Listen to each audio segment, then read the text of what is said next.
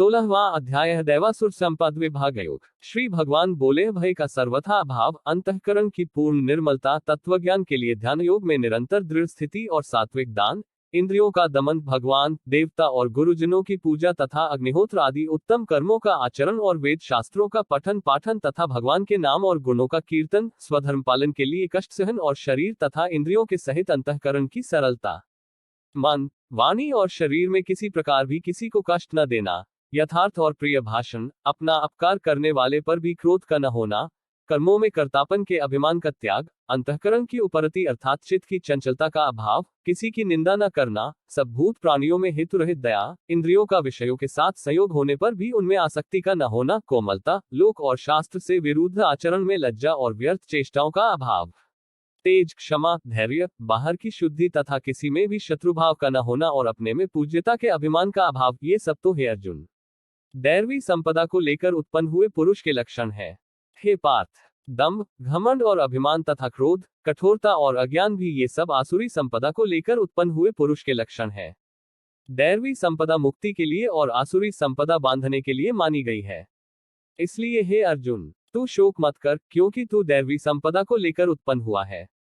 हे अर्जुन, इस लोक में भूतों की सृष्टि यानी मनुष्य समुदाय दो ही प्रकार का है, एक तो दैवी प्रकृति वाला और दूसरा आसुरी प्रकृति वाला।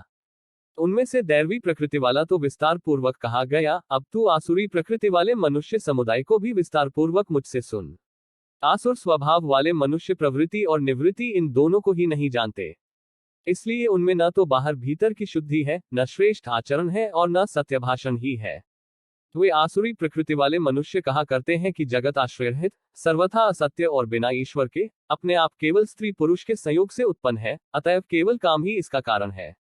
इसके सिवा और क्या है। इस मिथ्या ज्ञान को अवलंबन करके जिनका स्वभाव नष्ट हो गया है तथा जिनकी बुद्धि मंद है, वे सबका अपकार करने वाले क्रूरकर्मी मनुष्य केवल जगत के नाश के लिए ही समर्थ होते हैं। वे दंभ, मान और मद से युक्त मनुष्य किसी प्रकार भी पूर्ण न होने वाली कामनाओं का आश्रय लेकर अज्ञान से मिथ्या सिद्धांतों को ग्रहण करके और भ्रष्ट आचरणों को धारण करके संसार में विचरते हैं, तथा वे मृत्यु पर्यंत रहने वाली असंख्य चिंताओं का आश्रय लेने वाले, विषय भोगों के भोगने में तत्पर रहने वाले और इतना ही सुख है इस प्रकार मानने वाले होते हैं। वे आशा की सैकड़ों फांसियों में बंधे हुए मनुष्य काम क्रोध के परायण होकर विषय भोगों के लिए अन्यायपूर्वक धनादि पदार्थों का संग्रह करने की चेष्टा करते हैं। वे सोचा करते हैं कि मैंने आज यह प्राप्त कर लिया है और अब इस मनोरथ को प्राप्त कर लूंगा, मेरे पास यह इतना धन है और फिर भी यह हो जाएगा, वह शत्रु मेरे द्वारा मारा गया और उन दूसरे शत्रुओं को भी मैं मार डालूंगा,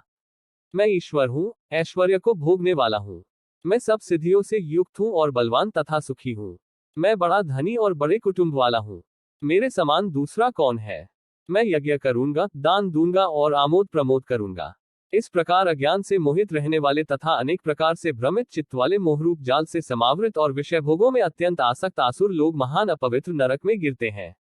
वे अपने आप को ही श्रेष्ठ मानने वाले घमंडी पुरुष धन और मान के मद से युक्त होकर केवल नामात्र के यज्ञों द्वारा पाखंड से शास्त्र विधि रहित यजन करते हैं। वे अहंकार, बल, घमंड, कामना और क्रोधादि के परायण और दूसरों की निंदा करने वाले पुरुष अपने और दूसरों के शरीर में स्थित मुझ अंतर्यामी से द्वेष करने वाले होते हैं।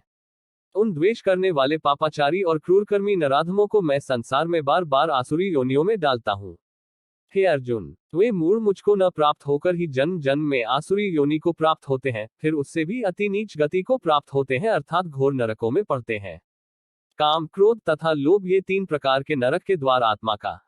नाश करने वाले अर्थात उसको अधोगति में ले जाने वाले हैं, अतएव इन तीनों को त्याग देना चाहिए। हे अर्जुन, इन तीनों नरक के द्वारों से मुक्त पुरुष अपने कल्याण का आचरण करता है, इससे वह परम गति को जाता है अर्थात मुझको प्राप्त हो जाता है। जो पुरुष शास्त्र विधि को त्याग कर अपनी इच्छा से मनमाना आचरण करता है, वह न सिद्धि को प्राप्त होता है, न परम गति को और न सुख को ही। इससे तेरे लिए इस कर्तव्य और अकर्तव्य की व्यवस्था में शास्त्र ही प्रमाण है, ऐसा जानकर तू शास्त्र विधि से नियत कर्म ही करने योग्य है। इस प्रकार उपनिषद, ब्रह्मविद्या तथा योग शास्त्र रूप श्रीमद् भगवद गीता के श्री कृष्ण अर्जुन संवाद में दैवासुर संपद विभाग योग नामक 16वां अध्याय संपूर्ण हुआ।